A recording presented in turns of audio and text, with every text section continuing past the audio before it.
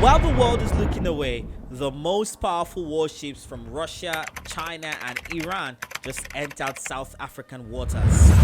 Many say this is not just a drill, it's a message. Washington is already reacting, and the consequences for South Africa could be permanent. The big question many are asking is South Africa actually neutral? Or have they just picked a side? Because that changes everything.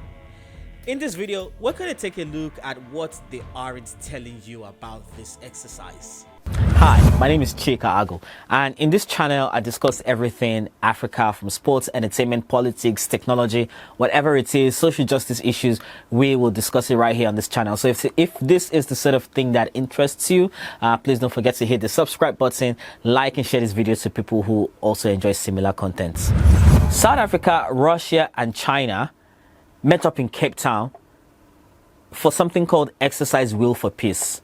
China is leading it with a guided missile destroyer and a supply ship. Iran sent their forward base ship, and Russia is bringing a corvette and a supply vessel. According to the South African National Defense Force, this is all about protecting shipping lanes and maritime security. They're calling it a BRICS plus exercise, basically cooperation between BRICS countries and partners. Now, if you're wondering what BRICS countries are, I have a separate video discussing that exact issue, so make sure you find that out, or take a look at other creators who have done something similar. Now, here's the thing. India and Brazil are not taking part in this exercise, making a lot of people wonder why they're staying out of it. And so that is even brewing up a bigger controversy. So let's break it down. What's happening right now? You see, the Democratic Alliance is not happy that the ANC is calling this a BRICS exercise when it's not. Here's the argument. BRICS isn't a military alliance. There's no shared army, no joint command, no defense pact. It's purely an economic group. So calling these drills BRICS cooperation, they say it's misleading. The DA, which is the Democratic Alliance, an opposition party in South Africa, says this is really about South Africa choosing to buddy up militarily with Russia and Iran, countries that are under international sanctions and have tense relationships with the West, particularly the United States of America. And they are calling it alignment by stealth, basically picking a side while pretending to stay neutral. Chris Hatting, the DA's defense spokesperson, says Parliament wasn't properly briefed on the costs or diplomatic fallout from this exercise, and argues that hosting Iranian and Russian military forces isn't a neutral move, and it could drag South Africa into global power politics, something that they are kind of opposed to at the moment because they are essentially a non-aligned country, or at least that's what the government of national unity agreed. So why does this matter? Well, South Africa has always prided itself on being non-aligned, not picking sides between global powers, but that position is under serious pressure right now. The South African relationship with the United States is already strained. Why? Well, three main reasons. First, South Africa's close ties with Russia and Iran. Second, South Africa took Israel to the International Court of Justice over Gaza. And third, the US has accused BRICS countries of pursuing politics that go against American interests. This isn't the first time that South Africa has been in this position either. A few years ago, they hosted a similar naval exercise with Russia and China, and some Western countries were not impressed with the timing or the message that they believe it sent. Now, with Iran in the mix, a country that's in direct conflict with US interests, particularly in the Middle East, those concerns are even louder. So, let's step back for a bit and take a look at the bigger picture. What is really going on here? There are two very different views, so we'll break it down. First, the government's view. These exercises, they say, are about maritime security and working with international partners. It's multilateral cooperation, and South Africa has the right to engage with whoever it chooses. That's what the official government says. The opposition's view is that this is selective alignment being disguised as neutrality. You can't claim to be non-aligned while doing military drills with countries that are literally sanctioned by the West and in conflict with major trading partners, they say. The opposition is also demanding transparency. They want to know who they're really aligning with, why, what it is going to cost them diplomatically, economically, and in terms of their international reputation. Let us also look at the credibility question here, because this is very important.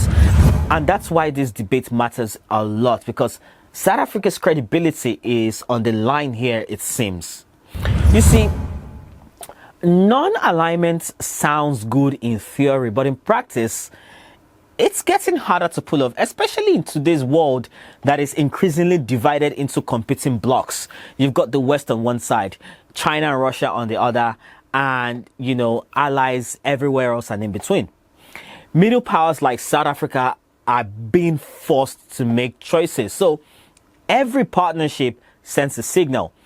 Every military exercise has consequences.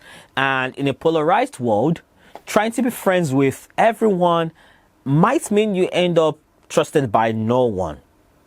And so the Democratic Alliance argues that non-alignment isn't just something you say, it's something you do. And right now, they say South Africa's actions don't match its words. That's the debate. So what's at stake? Because this isn't just about naval exercises or diplomatic posturing. There are real stakes here. South Africa's relationship with the United States and Europe, who are their trading partners. Already, US has a very strained relationship with South Africa. You remember what happened when President Cyril Ramaphosa visited President Donald Trump at the White House. If you don't, I've discussed that on this channel. So you can find the link to that video here and go watch. Foreign investment and economic growth is already on the line. And also their position in international institutions is also being threatened. Let's not even talk about how other countries will view South Africa's reliability as a partner. Now, the government says it is navigating complex international relations while maintaining independence, but critics say it's choosing sides while using the language of neutrality to avoid accountability. So, there you have it. All sides presented to you. And now the question is South Africa really taking sides? Well, that depends on who you ask. What I know for sure is that the space for genuine neutrality is shrinking. Everybody has to take a side right now. In today's world, you have to let us know where you stand. The choices South Africa makes today will shape how the world sees them tomorrow, and it has real consequences for their economy, their security, and their place on the global stage. And so, as these warships conduct their drills, the political battle over what they represent is far from over, and the answer to whether South Africa is truly non-aligned or quietly picking a side, well, that's a question South Africans are going to be debating long after these ships leave their waters. But right now, though, I want to know what you think. Does it seem like South Africa is taking sides with its decision to host these exercises with these countries? Do you think they are compromising their neutrality? Let me know in the comments below. If you think that it is important to remain non-aligned, especially for a country like South Africa in today's world, what are your reasons for saying that? And if you would love to see South Africa aligned but in a different way, hey, look, all the conversations, all your thoughts, I want to hear them in the comment section. I can't wait to hear from you. My name is Chika. Don't forget to like and subscribe for more conversation on all things Africa right here on this channel. And I will see you in the next one.